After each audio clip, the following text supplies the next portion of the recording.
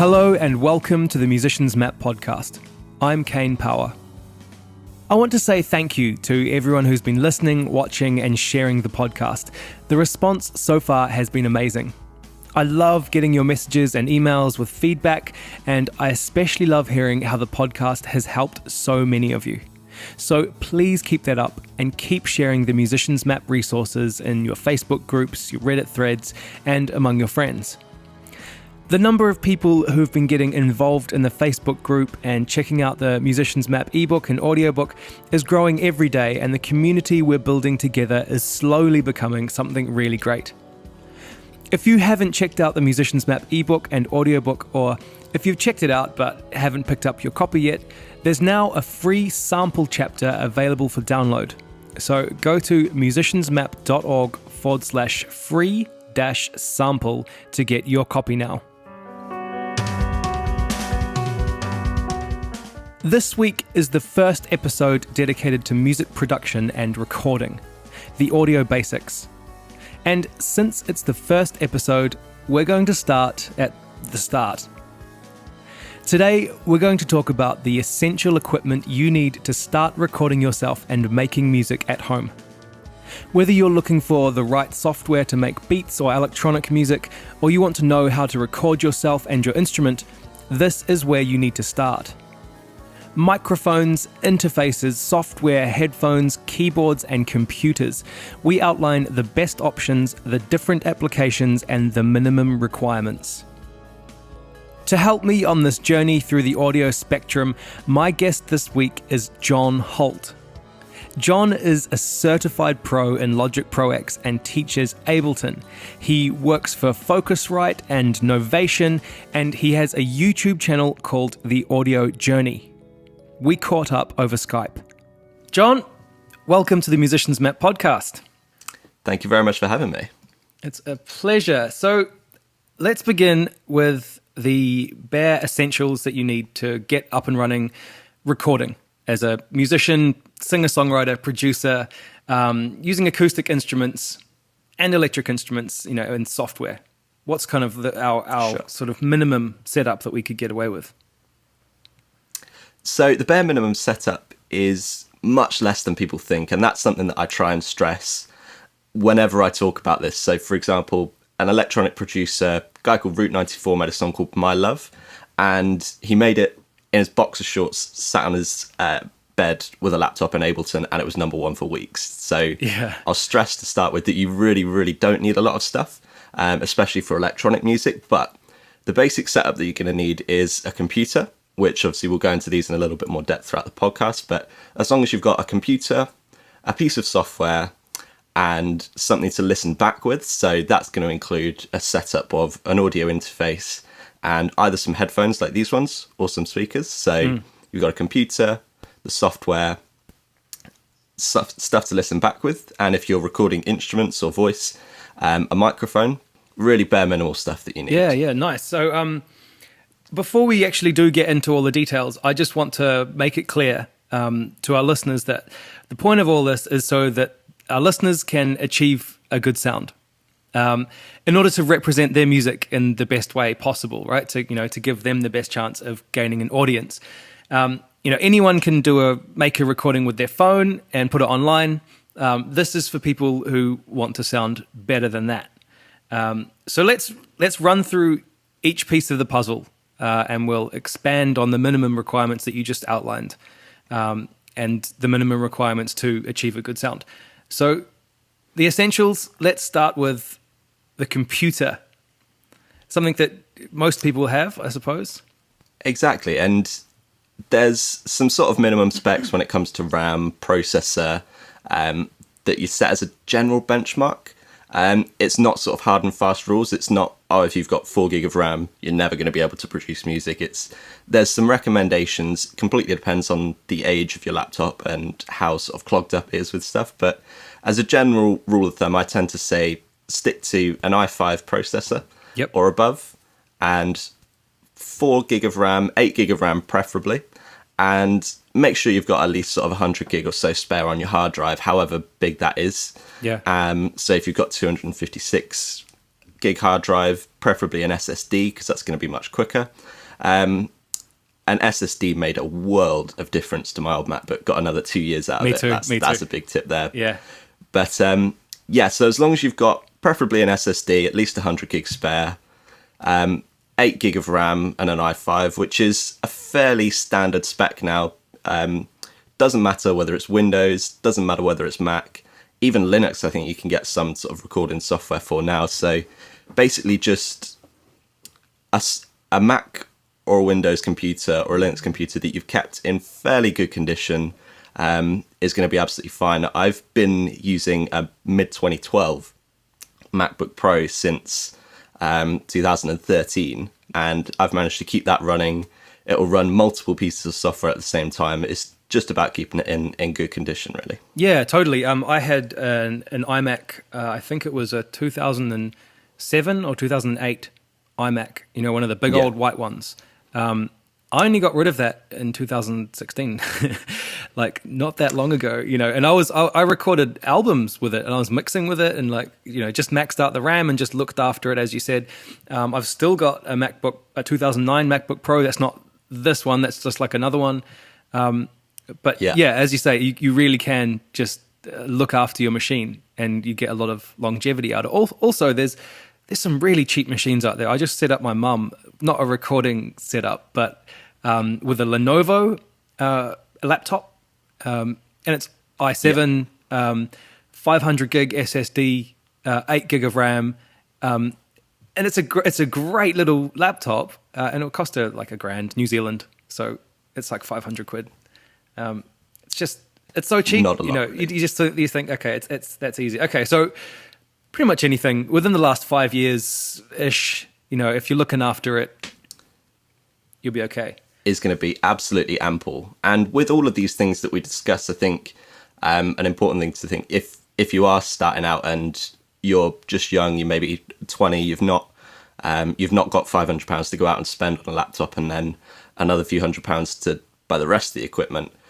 There's places that you can put this stuff on finance. Like if you're in a permanent job, places like Gear for Music and GAC in the UK, Sweetwater Guitar Centre in the US, and so I'm not sure what they are in New Zealand, but there's places that you can, as long as you're in a sort of steady job, you can put this stuff on like a payment plan monthly if it's something that you want to commit to. So that upfront cost shouldn't be a barrier, essentially, I think. Yeah, that's good advice. Definitely. I've done that before as well, when I was younger and starting out. Okay, so for recording, we generally we need a mic, an interface, some software, and some headphones. And if we're composing electronically, we probably need a MIDI keyboard as well. Maybe, not necessarily. So let's start with microphones. Sure. Now, there are two types of microphone. Dynamic and condenser. Yeah. So exactly right. What's the difference, man?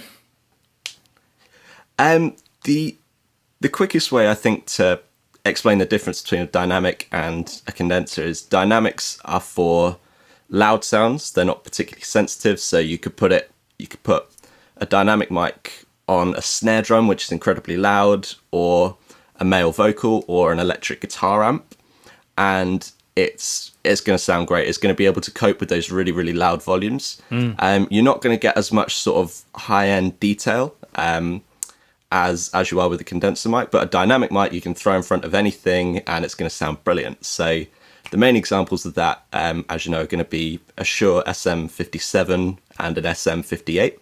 An SM58 is that classic kind of microphone style that you'll have seen at the front of any concert that you've ever been to. The lead singer will probably have one of these.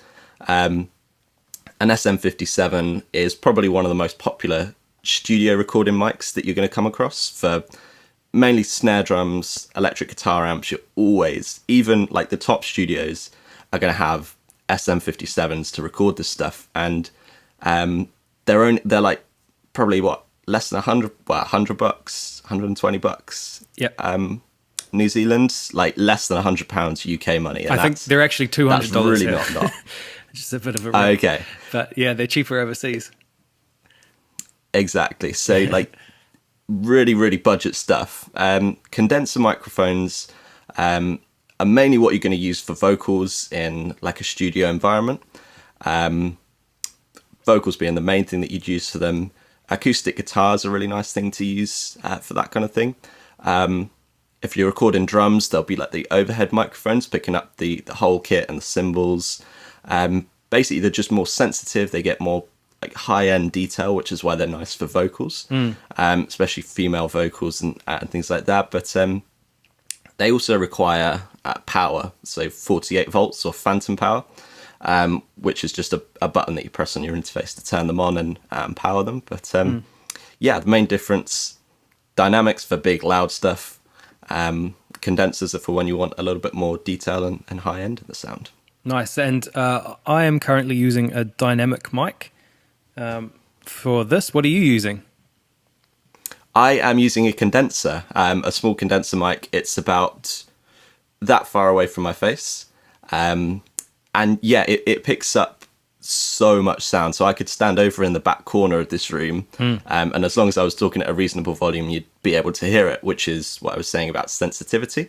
Whereas if you took sort of 3 or 4 steps back there, you probably wouldn't be able to hear that much in a dynamic mic because it's not particularly sensitive. Exactly, which is exactly why my microphone is in shot and yours is not. And there's the difference. That's right exactly there. It. So, and dynamic mics are more rugged. You know, you can drop them, you can throw them around. Condenser mics, not so much. And they tend to cost a lot more. So specific purposes, I mean, vocal mics, instrument mics, I mean, I think you've kind of covered that a little bit. My example was, you know, the SM58 and the SM57, both entry-level dynamic microphones used for different purposes. Essentially, they're the same mic with a different grill on it, which sort of changes it slightly. But if you are looking at buying a microphone, consider what you are going to use it for. If you're going to record acoustic guitar primarily, then think about that. If you're a singer, you know, you're going to want a vocal microphone, whether it's dynamic or condenser. Some entry-level examples of condenser microphones. Now, see what you think of my little list that I've got. I've got an Audio-Technica AT2020. I have a very good choice, an MXL 770 and a Rode NT1A. All of which I've used before, and all of which I think are really good entry-level condenser mics. As far as dynamic mics, yeah, 57, 58. And this AKG D5, which I would put over a 58 for a male voice any day. What do you think about USB microphones? We had a very quick conversation about this just before we started. What do you think? What should people look for if they are, or why should they, or why shouldn't they? So USB microphones are definitely becoming sort of massively popular. Even Rode doing USB microphones now, who they're one of the recommendations that we'll come onto for a condenser microphone. So Rode are doing USB microphones. I think for studio recording, I would try and stick to XLR microphones. I find USB microphones just a tad sort of noisier than an XLR. So an XLR is a balanced connection, which means that any sort of noise that's picked up along the cable is all cancelled out, and you just tend to get less background noise. With USB microphones, I think they just have slightly different applications. So for what we're doing here for recording like screencasts or something, or for using them for Skype, USB microphones are absolutely fantastic, and they're such a step up from like earbud quality microphones or inbuilt microphones. Yeah, it's just a slightly different application that they're used for. So for studio recordings, you can get a good quality sort of interface and studio mic setup for a similar price to a good USB microphone. So I would say it's worth going for an XLR mic if you can, but if you just want to get like a Blue Yeti or a Snowball, you're going to get good recordings from them. You do have to have them quite close to you in order to not pick up like room sound. But yeah, if that's what you can afford, then go for it. But I would personally recommend a basic XLR interface setup. Yeah, I'd second that. I have a USB mic, a Blue Snowball, and while I rave about it, and it's really great, it's good for doing some videos, podcasts, Skypes, things like that. But everything I do with it, I have a couple of notch EQs that I apply as a rule, because it picks up, it's got a certain little buzz that it picks up every single time, and it's not great for music, as not as great as an XLR microphone anyway. So, okay, we've got a mic. What about an interface? What is an interface? Really good point. And it's something that when you're starting out, it may seem like just this strange thing that you don't know what it's doing, and some of them are really expensive, so it's like, what do they actually do?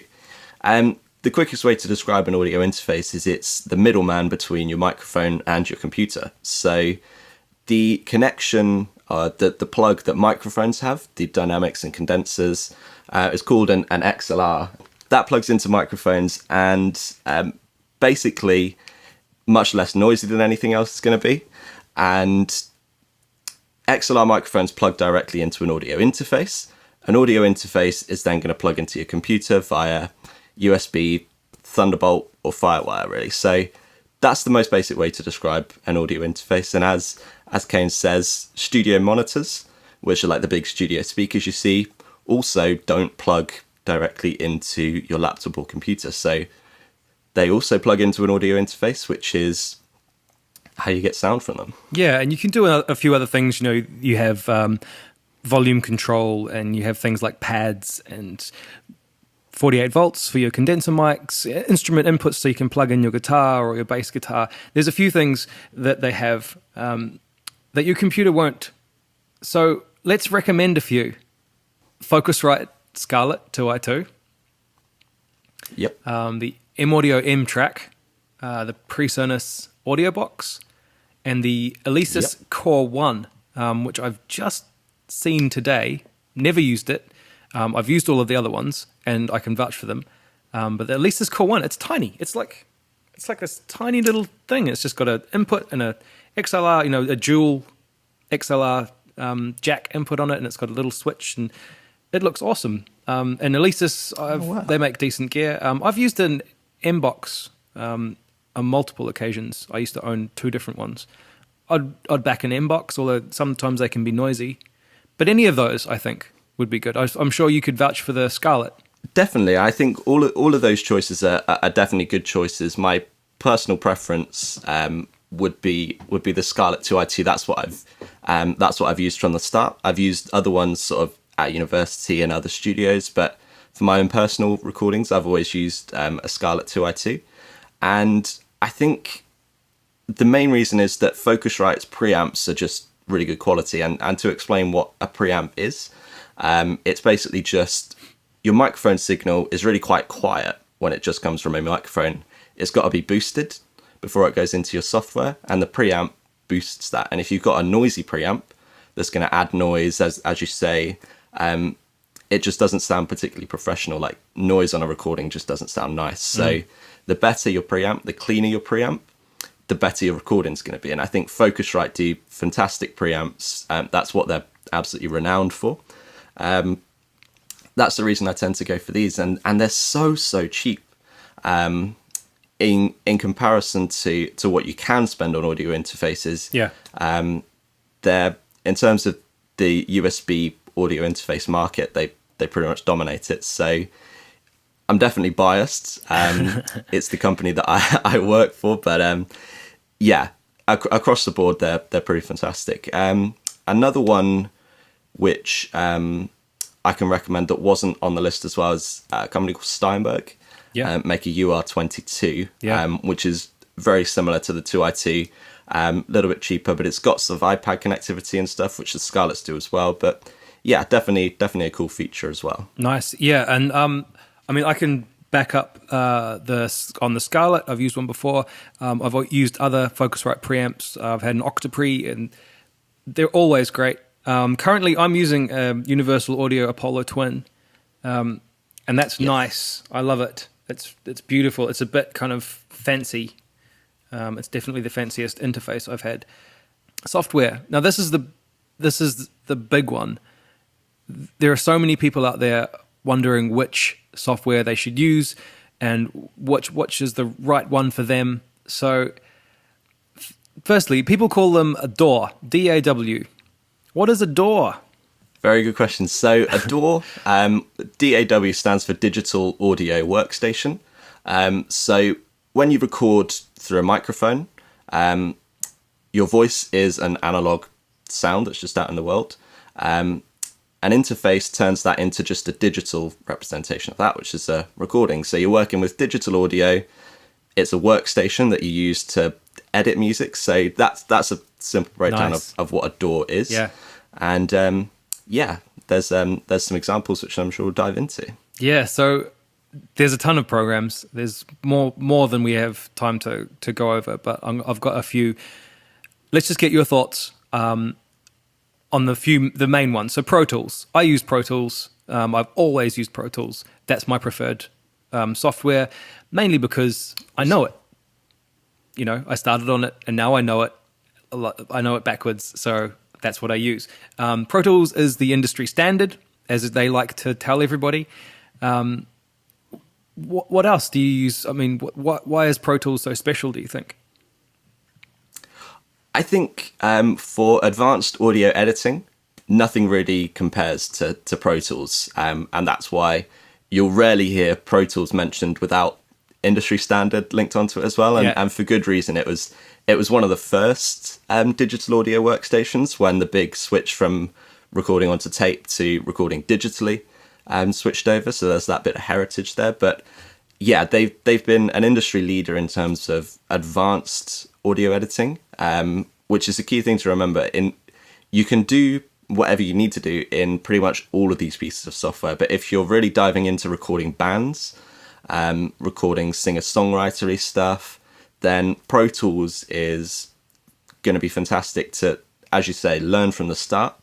And then once you do get a little bit more advanced with it, all of those advanced features become something that's attractive to you and are incredibly powerful. So that's the overview of Pro Tools, really. And they managed to get you hooked in Pro Tools. They do. They really do. So what about, I've used Logic as well, and I own Logic, and I use it for a different purpose, mainly if I'm composing electronically or, I don't know, sometimes I like to use Logic just because of the workflow. You are a certified Logic professional. So what's the advantages of Logic? So Logic, first of all, is only available on a Mac. So with the price of Macs nowadays, that can be quite an obvious barrier to using Logic. I'm a Mac user myself, and for me, like yourself with Pro Tools, I started on Logic. That's what I learnt with. And I think people will always have a certain bias towards the piece of software that they learn with, because it's generally going to be most familiar to you. I really like Logic as an all-rounder. I think, first of all, it's fantastic for audio recording. It's also fantastic, as you say, for electronic music composition. The plugins that come with it, the synths, the EQs, the compressors, are all just absolutely incredible quality. And in terms of value for money, it's actually really good value for money if you've got a Mac. I think it's £200 or $200, and you don't need to buy any other plugins. Like, you can make completely professional music with what you've got in there. And if you're a Mac user, I think it is the best all-rounder across audio recording, electronic music, and just gives you everything you need straight out of the box. Yeah, it is a really awesome program. What about, let's go through some of those are the two big ones, right? Pro Tools and Logic. A lot of people will be looking at alternatives, mainly because of the financial barrier. Both of them you can get into for a few $100s or pounds, but even that, when you're adding it all up and you're buying everything else, you might be going for a cheaper option. So Reaper, low cost. Yes. Reaper is really powerful software. I have used it a little bit. I don't know a lot about it, but I know that a lot of people do use it, and it's cheap. Ableton. Now, Ableton is something that I don't really know a lot about. I've played with it. I think it's good for live programming and for electronic music. What are your thoughts on that? So Ableton is pretty much my primary DAW now, with making electronic music, and it's basically probably the most misunderstood DAW. Because when you open it up to start with, what you would picture a digital audio workstation to be is these linear tracks that you record audio or MIDI onto. Ableton opens up on a completely different screen. You don't have any of those tracks. You have vertical columns and clips. If you're making electronic music, spend a little bit of time trying to understand what that does, with just some basic Ableton beginners videos, because it is really powerful, but it's a really, really commonly misunderstood DAW. Like I say, really powerful for electronic music. Also has very good audio recording capabilities. Like, you can do everything in all of these pieces of software. It's just some are more suited to others. So, as you say, Ableton's suited towards electronic. Personally, my favorite, because I've been working for Novation, and our hardware integrates very closely with Ableton. Sure. So that's what I've sort of had to learn over this last year. And yeah, I've come to absolutely love it. Nice one. Okay, and I know a lot of people also ask about FL Studio, formerly Fruity Loops. I don't know a lot about it. From what I've heard, it's really user-friendly. It's quite cheap, and a lot of people use it for, making beats. Exactly. That's, I think, one of the most common uses, is sort of that like hip hop, trap, that kind of genre. So FL Studio's only available on PC, which is I think they've got like a beta version in their latest version 12 that's Mac friendly. But that's a PC based piece of software, and it's one that personally I've never actually dived into. I've had a little look around, and with how used to sort of a linear workflow or an Ableton workflow I couldn't really get my head around it. And that's completely different for a lot of people. So my brother is a DJ, and he's starting out music production, and FL Studios makes much more sense to him than Ableton. So it's very much sort of horses for courses, and it's not a piece of software that I've ever really sort of got along with, but I know they've got some really affordable sort of beginners packages. You can start out on a little free version, get to know it, and then upgrade throughout different tiers of Fruity Loops. It's definitely a good entry level one as well. You don't need to have a Mac, which is again massively important cost wise for a lot of people. So PC based and pretty good for entry level. Nice one. So I'm just going to quickly run over some other ones, just so people know kind of what else is out there. We've got GarageBand, which I think is Mac only. We've got Audacity, which Audacity is a free program. Definitely worth downloading and trying. If you've never used anything before, you might only last a few weeks on it before you upgrade, but it's worth it. Pyramix, which is a bit advanced. It's good for mastering and metering, I've found. Studio One, Cubase, and Reason are the other kind of major players in the software scene. Whatever you choose to use, it's worth downloading a demo and trying a few out, depending on your platform, and figuring out what sort of works for you, what jumps out as the easiest.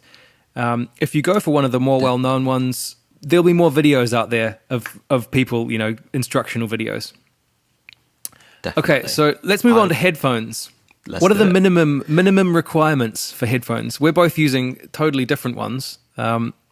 What's when you're recording and you have a home studio set up, what's the basic sort of headphones that you need? So I'd say to start with, over-ear headphones are going to be a pretty good investment. Earbuds, you're generally not going to get the quality that you need for recording and that kind of thing. So stick to over-ear headphones. There's some really sort of cheaper options coming out that are really good quality. So I'd say try and stay away from Beats if you possibly can. They're quite bass boosted, and you want a more flat response, like a flat frequency response, so that you don't overcompensate for things in your mix. As a couple of examples, I know Audio Technica do some really good sort of entry-level studio headphones. Yep. The pair that I'm using at the moment are the first pair that I bought when I got into production, and they've lasted me throughout three or 4 years. And these are Beyerdynamic DT770s. These were, I think, about £100 when I was starting out, and they're sort of like another industry standard. If you see people on radio stations and stuff like that, they're probably going to have a pair of these. Like, you will see these about in the industry. They're a fantastic way to start out. I mixed on these for over a year when I was starting out, and they perfectly did the job. So investing in a good pair of these is much cheaper than studio monitors, and is a really good way to start out. You don't keep the rest of the house up while you're mixing late at night, and yeah, a really good investment. So I'd say, in terms of cost, look to spend about £50, $70 to $80 on your first pair, and they will last you for a couple of years at least. That's, I would say, the benchmark. Nice. Yeah, I've used those Beyerdynamics before. They're excellent. And it's crushing me because I actually need a new set of headphones, and I was going to get them, but they're about 4 times the price in New Zealand. Oh, wow. Because we have to import everything. Okay, so over-ear headphones, don't use earbuds for recording purposes. I know I'm saying it while I'm using them, but we're just doing a podcast and I'm just listening through them. I do have good headphones. Look at the frequency. Yeah. Well, I mean, look at the frequency response when you buy headphones. Look at some reviews. Some recommendations are definitely the Beyerdynamics that John's talking about. The Audio-Technicas that you mentioned. Audio-Technica have the ATH sort of, what would you call it, range. They have the ATH 30s, 40s, and 50s, and they progress in price. Any of those would be a good idea. Sennheiser, if you're going to go Sennheiser, do HD 280s. They're a good entry-level headphone, and some legendary sort of entry-level studio headphones are the Sony MD7506. Just about every studio in the world has had them at some point. So make sure you don't skimp on headphones either. You can get a decent pair for a decently cheap price. So don't go the cheapest if you can at all. Because, I mean, when you're listening back to your music, you need to be able to make informed decisions. And if you have crappy headphones, you're going to make crappy decisions, unfortunately. Okay. Exactly. So we've covered all of the main things for recording. What about all the people listening who are producers? They're composing electronic music. They might need a MIDI keyboard. So what are MIDI keyboards? Definitely, it's a really good point. And to understand what MIDI keyboards do, you sort of need to know what virtual instruments are. And virtual instruments, if we break down the name, they're an instrument, so it's something that you can play to make music. But they're virtual; they exist inside your computer. And if it's an instrument, then that doesn't exist, how do you sort of pick it up and play it? And the answer to that is MIDI. MIDI is just a message that you send from a keyboard that says play this note this hard. So you've got a virtual instrument, so like a synthesizer, like Massive or Serum or something, inside your computer. You play your MIDI keyboard, and that makes sound from that virtual instrument. An important thing to note about MIDI keyboards is they just send out messages to these virtual instruments. If you plugged a MIDI keyboard into speakers, you wouldn't hear anything. It's not like you'd hear a piano sound or something. MIDI is just a trigger for these virtual instruments. So yep. That's an important thing to remember. And for electronic music production, they are pretty important. I know I was saying they're not absolutely necessary. In pretty much all pieces of software, you can play virtual instruments just with the keys, or you can draw MIDI notes in. But yeah, really useful to have one if it is within your price range. If you're a piano player, that's going to be fantastic to be able to play in what you can play as opposed to having to draw it. Yeah. But yeah, what about yourself? Have you got experience in using MIDI keyboards? Yeah, I do. And I just want to quickly clear up something. Everyone's going, and that was an amazing description of MIDI keyboards, by the way, and MIDI in general. Really nice. A lot of people will wonder what we're talking about with MIDI. You probably never heard it. What you probably have heard of is USB keyboards, because that's more what they're more commonly referred to these days as, because a lot of them don't have MIDI. They actually are driven by USB. Yep, I've had many. I've got a little M Audio one here. Now, I'm not a piano player. I'm a drummer, and I've always had MIDI keyboards because when I'm writing music, it's just much easier to dial up a virtual instrument and have the keys right there, and you can just tap away and go through the sounds and then figure out chords. Definitely, I think they're quite important for a home studio, not essential, but you can get them really cheap. Secondhand, you can get MIDI keyboards for $50 or something, really cheap. All you need is a small one, and it will make a difference, especially when you're quickly trying to find a nice sound and you're going through multiple different instruments. You don't have to mess around, with your mouse clicks or using your typing keyboard as a keyboard. So that's kind of why you would use one as well. You trigger sounds from within your DAW or your software, and you open up a whole world of sounds. Now, let's just recap. What's our example of a signal flow that we've been talking about? So maybe just from your voice, let's say a singer. The signal flow is going to be, you've got your voice and you're singing, talking into a microphone. That microphone is then that signal that's picked up by the microphone, which is your voice, is going to go down an XLR cable into your audio interface. And that's where it's then going to go via USB or Thunderbolt, however your interface is connected, into your computer. So then you're now in your software. So say you're in Logic, where you'd then mix and edit it. Nice one. And then get it out into your headphones. So if you want to, from that basic setup, you could upgrade to monitors, otherwise known as speakers. It's not entirely necessary until you're starting to take it a little bit more seriously. I think that's a whole nother podcast. But you can look at, if you want to delve into this a bit further, you can look at some better microphones. You can start to look at acoustic treatment for your recording environment. You can look at upgrading interfaces. But I think the most important thing, and if there's one message to take away from this podcast, it is to learn to be good with the gear that you have. And I know that you have said that you're a proponent of that as well. Absolutely. I don't think there's anything more important. And the way that my brain works is analogies. That's how I explain things. That's how I understand and visualize things. So an analogy for this is if you wanted to start painting and you went out and bought the most expensive paintbrushes, the most expensive paper, a whole art studio, but you didn't spend any time learning how to paint, do you think you're going to make good paintings?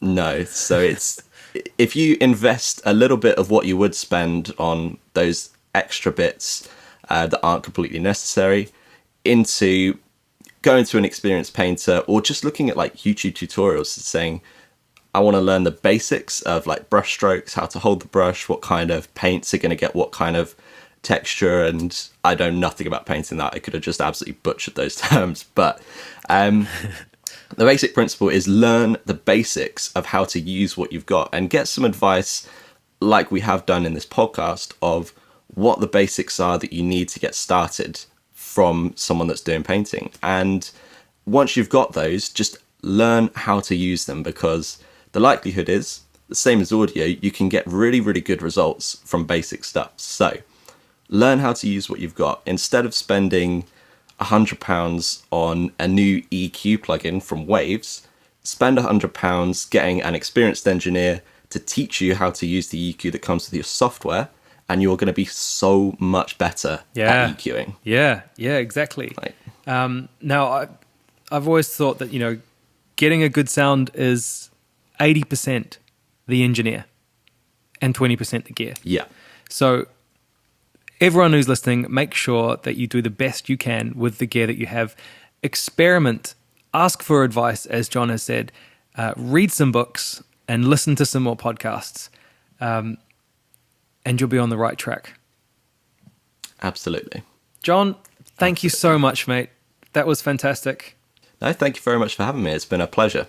And that's the podcast for this week. Look out for the next installation of Audio Basics, where we'll cover the next steps in your journey into music production. Thank you so much to my guest John Holt from The Audio Journey. Make sure to check out his YouTube channel, especially the 7 Key Elements of Music Production playlist, which includes a free ebook. You'll find a link to the playlist in the podcast description. The artist of the week this week is Red City Radio. Check them out at redcityradio.net and facebook.com/Red City Radio. The Musicians Map podcast is part of the Musicians Map website, musiciansmap.org, where you can find lots more articles and videos, as well as my ebook and audiobook about building success in music. In that book, you'll find experience-based advice about every aspect of learning music, from listening and learning an instrument to recording, gigging, touring, and making money as a musician. Go to musiciansmap.org/free-sample to download a free chapter of the ebook and audiobook. For those of you wanting to get serious about your musical journey, I offer one-on-one development sessions and song critiques, which are honestly an incredible way to gain the focus and direction required to achieve your goals, whatever they might be. I've also got a free 5-step challenge to a clear musical pathway. Sign up now on the Musicians Map website and learn how to find your voice, refine your focus, and follow your true calling. This is essential advice for new and aspiring musicians, and it's totally free. So once again, head to musiciansmap.org to take advantage of all of the resources on offer. Also, please get in touch over at the Musicians Map Facebook group with your comments and your suggestions, and let me know what challenges you're facing at the moment. I always respond. Thanks for listening, and stay positive.